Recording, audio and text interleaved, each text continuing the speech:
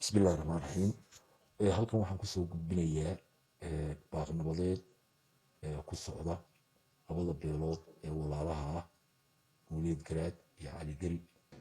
laakiin maanta waxaa wax naxdin ah in xag ilaahayna waa la og yahay dhiigga bini'aadamku meeshu ku daato.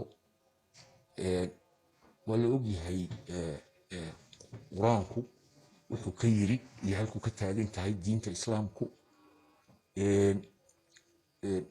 halkii ilaahay la baryi lahaa oo ilaahay roobdoon iyo inuu ilaahay abaarta ka saaro, waxaa nasiib daraa in goobo kala duwan oo bari ah uu ka taagan yahay. anigu dagaal oran maayee wax shaydaan abuuray labadii walaalaha ahaa ee wada deganaa ay wax misqaala daratina dee naftii bini'aadanka u goynayaan, isku dilayaan. markaa iyada oo aan taa ka duulayno, dadka waxaan leenahay war ilaahay ha laga boqo, ilaahay ha laga boqo. abaar baa lagu jiraa, weliba jiilaal. 4 bilood oo soo socotana roobka ugu soo dhowo waxa weeye haddiiba ilaahay keeno, dee idinkanoo dhiiggii dadka daadinaya waa 4 bilood iyo dheeraad. hadduuba ilaahay keeno, war ilaahay ka yaabo dhiigga dadka wax maalayacniya oo ha u daadinina.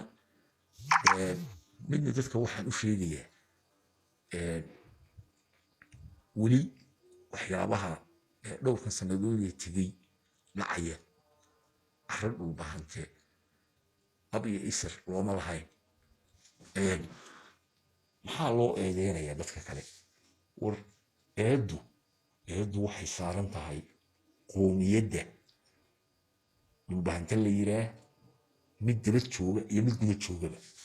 dadku waa jecel yihiin si sahlan in marka wax dhacaan dad kale iyo waddamo kale oo Soomaaliya oo dhan baaba horta caado u leh, markii iyagu ay wax kasta iska baabi'iyeen waa kuwa yiraahdaa dowladaha jaarka dhibaatada nagu wada oo war dadkan oo dhani waxa weeye iyagaa halkaa iyo dhibkaa isdhigay.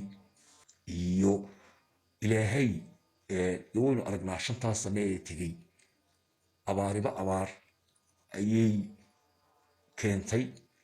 dee maantana waaba la ogyahay 19 dadkii waaweynee 90ka jira waxay yidhaahdeen tani tii 74 way ka daranta tan taagani.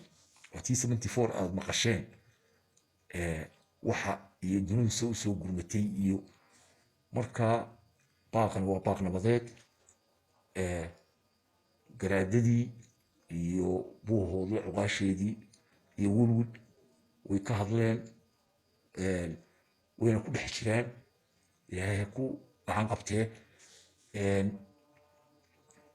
waxaan markaa ilaahay uga baryayaa bal inuu ilaahay waafajiyo wanaagga iyo nabadgelyada, iyo in abaaro xunxun oo halisaa lagu jiraaye ilaahay loo soo jeesto oo la joojiyo dhiiggan ninka kale ee walaalka ninba ninkii walaalkii u qori ku jeediyey. waa wax laga yaqiiqsoodo. nin ogaadeyna waxa la yidhi beri baa wuxuu maqlay 2 beeloodoo walaalaha oo dhulbahantaa isdilay. ninku waxa la yidhi nin caaqila oo ogaadeen ah markuu maqlay ayuu arrintii la yaabay, uba qaadan waayay. waxa la yidhi intuu istaagay uu fadhiistay, markaasuu wuxuu yidhi war awowgin la gubay xabadda iska daayay. dee markaa wax laga naxo iyadoo abaar lagu jiro oo dadkii aad ogtihiin weliba dadka dee dhibaatadu sii taabatay dadkii reer miyiga ee hadeerta qoriga isku qaatay halkii ay dunida weydiisan lahaayeen war noo soo gurmada dee inay maanta dunidii telefishinadii iyo adduunyadii oo dhani meeshaa dagaal baa ka jiro oo dhibaatadaasaa taagan oo dad tolaa isdilaya oo wax aad iyo aad looga yaqabsoodo. waxaanu idin leeyahay nabadgelyada ha la soo celiyo. wixii dhacay waa dhaceen. qofkii haddii dhammaatay waa dhintay. inta nool ha la badbaadiyo. ilaahay waxaan ugu baryayaa inuu ilaahay roobna noo siiyo. dagaaladana inuu ilaahay naga baajiyo oo sidii khayr ilaahay arrinta ku dhammeeyo. billahi tawfiiq.